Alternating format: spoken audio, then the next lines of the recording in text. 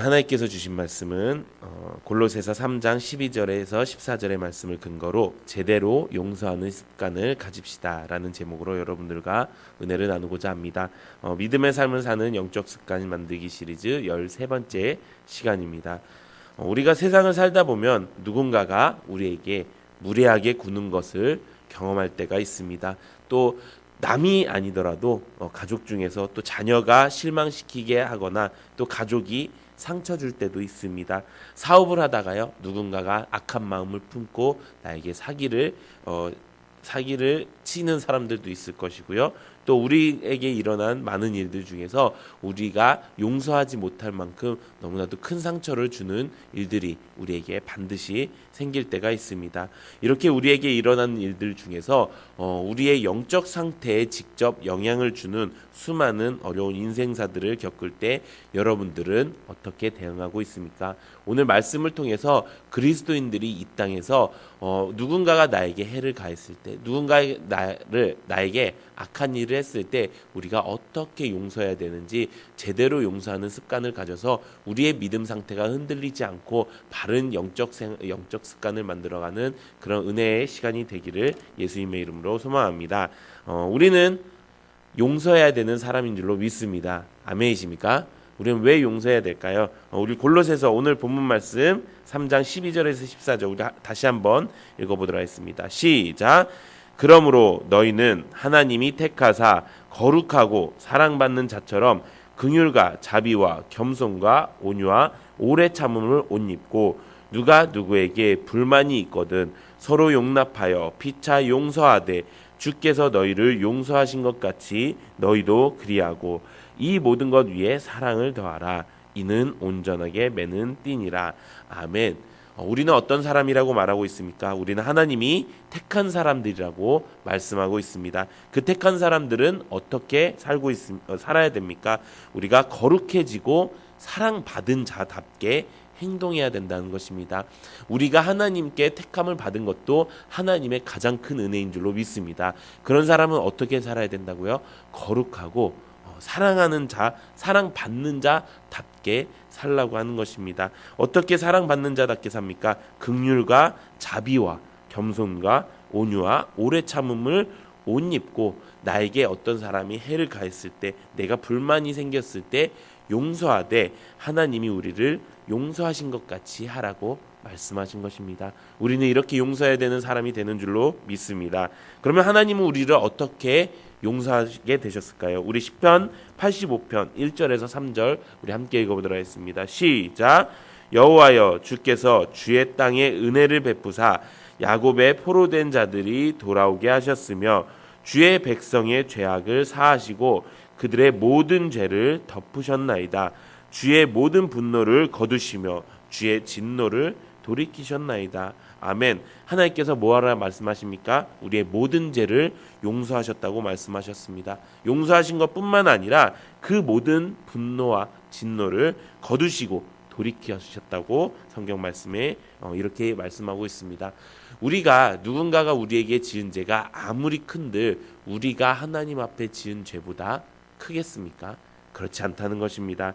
그런데도 하나님은 그 큰 죄를 우리에게 용서하시고 그 분노와 진노를 거두셨다는 것입니다. 그래서 우리는 하나님이 우리를 용서하신 것처럼 우리도 다른 사람을 용서할 수 있다는 것입니다. 그러면 우리는 어떻게 용서해야 될까요? 책에 이런 글을 본 적이 있습니다. 어떤 사람이 어릴 때 아버지를 여의었다고 합니다. 그런데 아버지에게는 이제 상당한 땅과 유산이 있었다고 합니다. 그래서 어렵게 살지 않을 수 있었는데 아버지의 형제들, 그러니까 그분의 삼촌들이 그 땅과 유산을 다 탕진하고 그것도 모자라서 자신과 어머니에게 엄청난 빚을 지게 만들었다는 것입니다. 그 두 식구가 빚을 갚는데 그 빚을 다 갚는데 20년이 넘는 시간 동안 걸릴 정도로 힘든 나날을 보냈다고 합니다.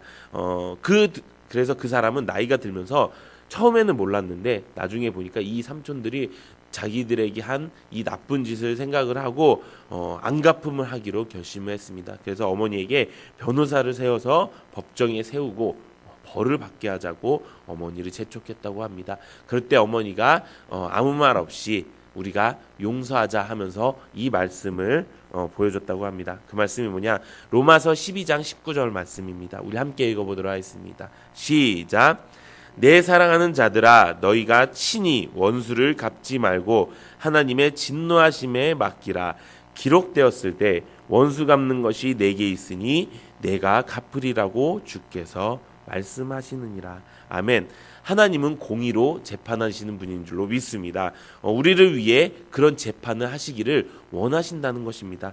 지금도 그러하실 것이고요. 앞으로도 틀림없이 우리를 위해서 공의로운 심판을 하실 분이 바로 우리 하나님이시라는 것입니다. 그래서 그 어머니는 이 말씀을 언제나 묵상하면서 처음에는 어머니도 분노가 있었고 처음에도 어머니는 불만이 있었지만 점점 이 말씀을 통해 내가 무엇인가 불만하고 내가 무엇인가 불평하는 것이 맞지 않는 것이구나.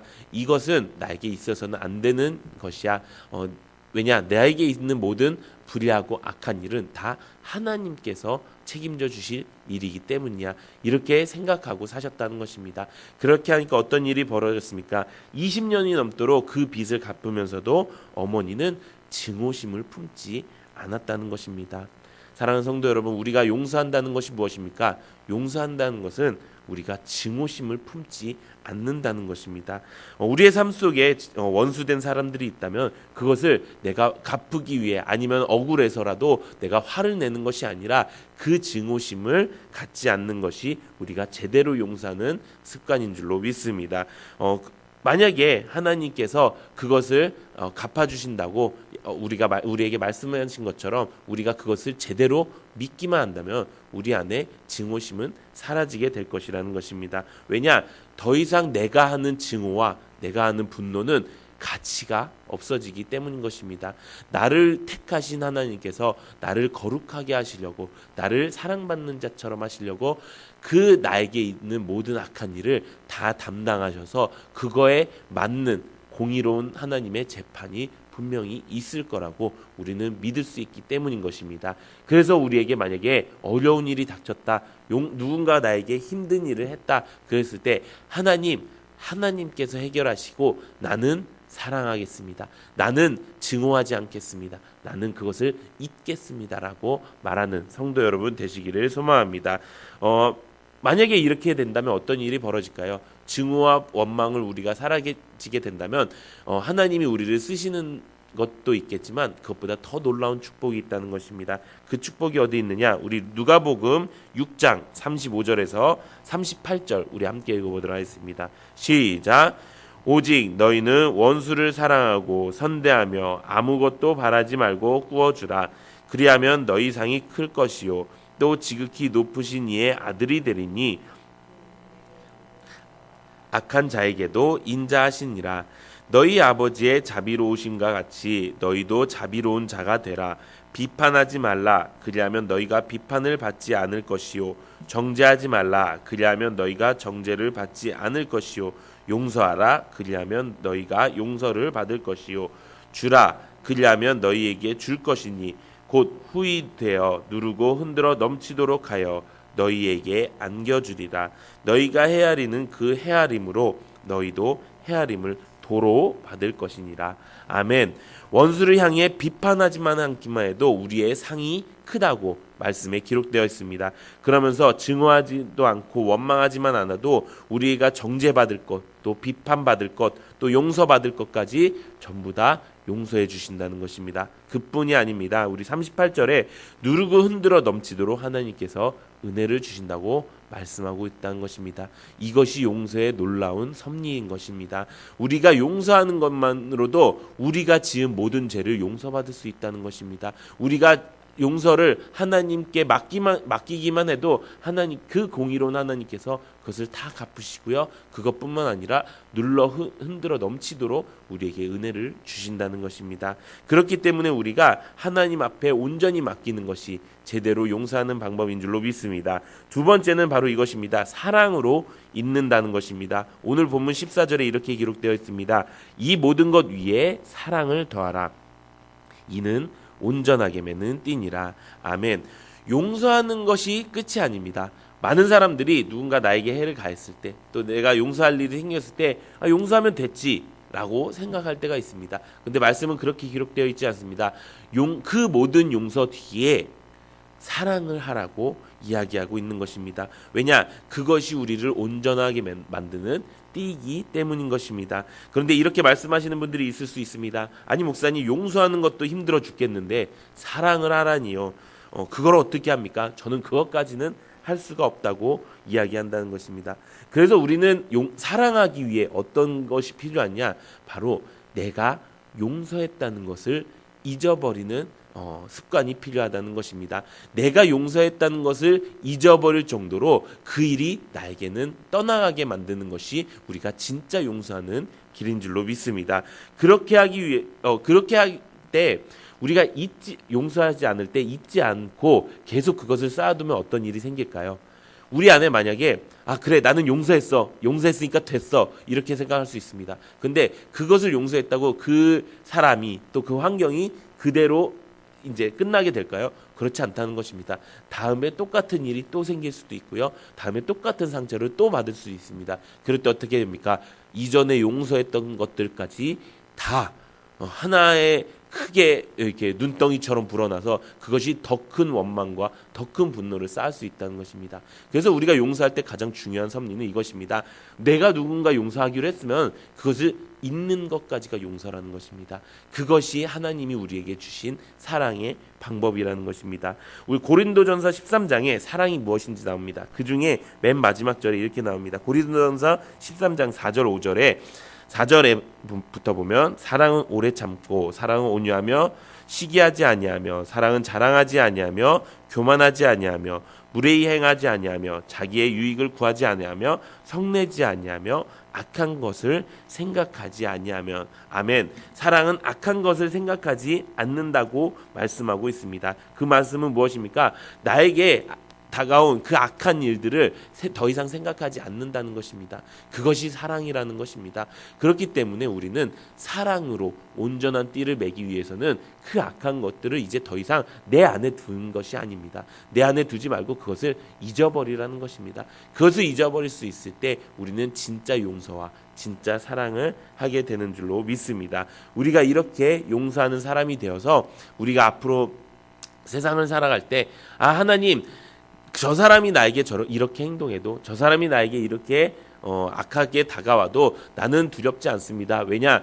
공의롭게 심판하신 하나님께서 나와 함께 하시기 때문입니다. 그래서 그 사람이 나에게 무엇을 하던 나는 반응하지 않겠습니다. 나는 그것을 용서하겠습니다. 그리고 그 사람을 더욱더 사랑하겠습니다. 그렇게 하기 위해서 나에게 있는 그 용서의 마음을 품게 하셔서 하나님께서 눌러 흔들어 채우는 역사가 있기를 원합니다. 이렇게 우리가 용서하는 신앙생활 갖기를 예수님의 이름으로 소망합니다. 요즘 코로나 바이러스로 많은 사람들이 두려움에 빠져 있습니다. 그리고 그 두려움이 너무나도 커지니까 어떤 일이 벌어집니까? 서로가 서로를 향해 민감하게 반응하고 또 분노하고 원망하기 시작했습니다. 이럴 때 믿음 있는 그리스도인들은 어떻게 살아야 될까요? 그것은 바로 그 사람들에게 그 사람들이 나에게 무례하게 굴던, 그 사람들이 나에게 어렵게 굴던, 나는 그 사람들을 용서하고 오히려 더 큰 사랑으로 온전하게 믿음 생활을 한다는 것입니다. 해야 된다는 것입니다.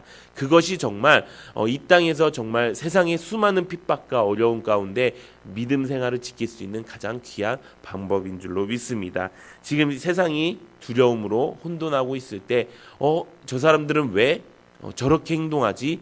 로 시작한 그 말들이 저 사람들은 어떻게 저렇게 지금도 사랑할 수 있지? 저 사람들은 내가 그 악하게 굴었는데도 저 사람들은 어떻게 나에게 이렇게 다가올 수가 있지? 그런 마음을 품게 만들어서 정말 진짜 하나님이 살아계시는구나. 정말 하나님이 살아계시는, 하나님이 함께 하시는 사람은 저렇게 사는구나 라는 그런 모습의 성도님들 되시기를 예수님의 이름으로 축원드립니다.